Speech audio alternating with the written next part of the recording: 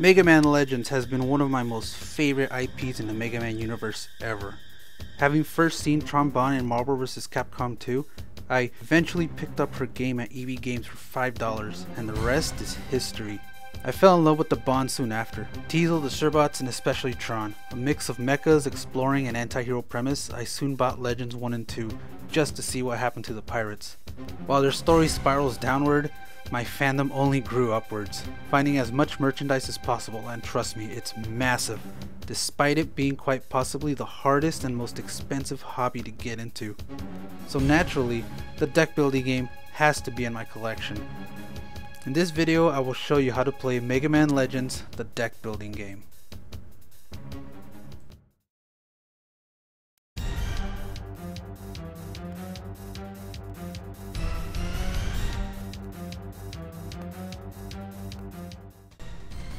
This is the layout for the Mega Man Legends deck building game.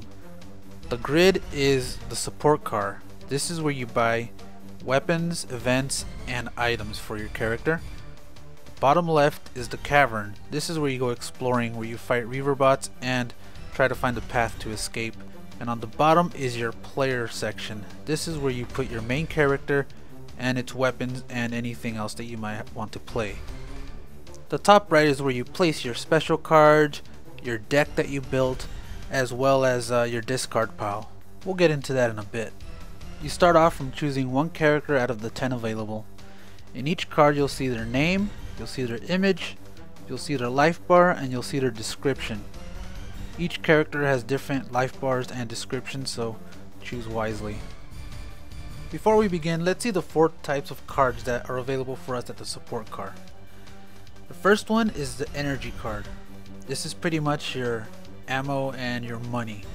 As you can see on the top, it has the card type name, it has the cost, the image, the name of the card, the energy, again this is what powers your weapons, and the zenny.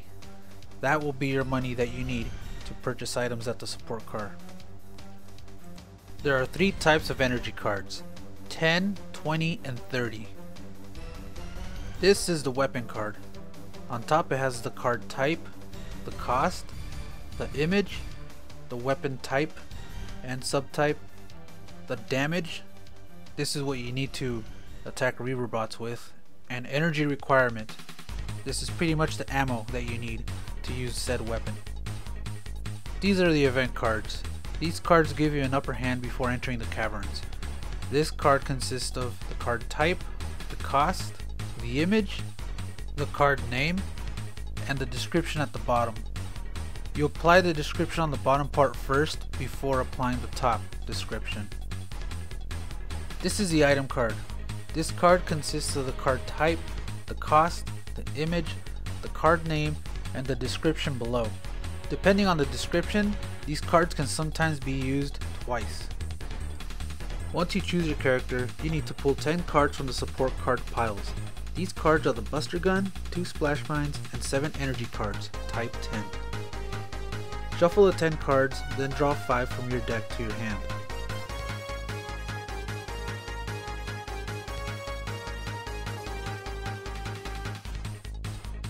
Outside this area, you pick up one face down tile and place it onto the grid. I apologize, but I do not have the playmat for this, so please bear with me. This represents the dig you adventure in. Every turn you place a face down tile onto the grid and try to reach the exit of the cavern. You start from the bottom right and exit from the top left. On your turn, you are given 3 options. You can make one purchase, you can play one event card, or you can explore the cavern. As I said earlier, the top right of a card contains the price to buy, which depends how much zenny you have. It's recommended to buy the 20 and 30 energies to have more money in your playthrough. After making your purchase, the card you bought goes to the discard pile. When playing an event, follow the instructions, then place the card in the discard pile. Event cards can allow multiple buys or events. Once you think you have enough resources, you can go on a dig. The most common card you'll find here are Reaverbots. These cards contain the card type, the image, and the Reaverbot name. On the bottom you have 3 stats. This is the health. Your weapon damage has to match or surpass this number. The damage is what you receive if your weapon cannot match or surpass the Reaverbot's health. The refractors is the reward you receive if you successfully defeat the Reaverbot. This is crucial to your character as they unlock special effects when you obtain the required amount of refractors. There are two types of Reaverbots. The first are the types already mentioned. The second type has an effect attached. The effect is applied first before anything else. If you successfully defeat a Reaverbot, place the card under your character. Defeated Reaverbots add to your effect and win count. If the Reaverbot's health surpasses your weapon's damage, you will lose health according to the Reaverbot's attack number. If your health is low or your life cannot surpass the Reaverbot's attack number, you lose the game. If you are playing with 2 or more people, you lose a turn and must shuffle your deck with your discard pile. Sometimes if you're lucky, you may draw special cards. These cards enhance your character or your arsenal depending on which card you draw. Weapons are placed in the discard pile, and like all of the weapons, when drawn from the pile, apply the card effect first. Exploring the cavern may also give you tile cards. These cards affect the maze according to its description. Once applied, put the card on the bottom of the cavern. There are 7 types of tile cards total. Unless you are forced by a card's effect, you may choose between drawing 1 or 3 cards from the cavern. If you draw an item card, a Reaverbot card, and a tile card, you must fight the Reaverbot first, then pick up the tile card. The item card is placed on the bottom of the cavern deck.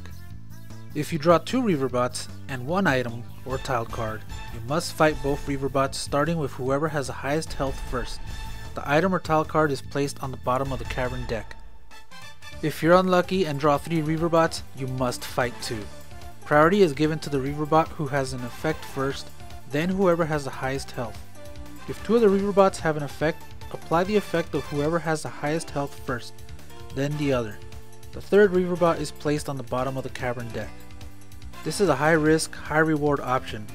While you can play it safe and explore 1 card at a time, during multiplayer matches, this is a good tactic to come out on top first. When you are done exploring the cavern, any cards left in your hand go to the discard pile. Draw 5 cards and your turn is over.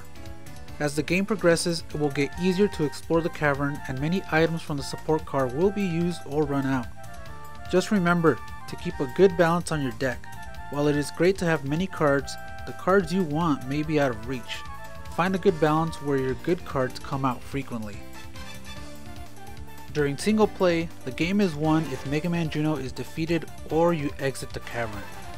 When playing the game with 2 to 4 players, the game ends when the following 2 conditions are met in multiplayer. If Megaman Juno is defeated, count your refractors and the player with the highest amount of refractors wins. If a player exits the cavern first or a dead end is created, the game is over. The player with the highest amount of refractors wins. And that's how you play Megaman Legends, the deck building game. This game is kind of like a lot of the other deck building games, and when it comes down to it, it depends whether you like the theme of it or not. Obviously I love this theme, so I chose this one. I really like this type of game, mostly because you don't have to buy boosters. Everything just comes in the box already and you can play it. And it's great playing alone or with multiplayer. It's a lot better multiplayer though, but I like having the option. Well, that's all I have to offer for this video. Thanks again everybody for watching, and please catch me on the next one. Bye.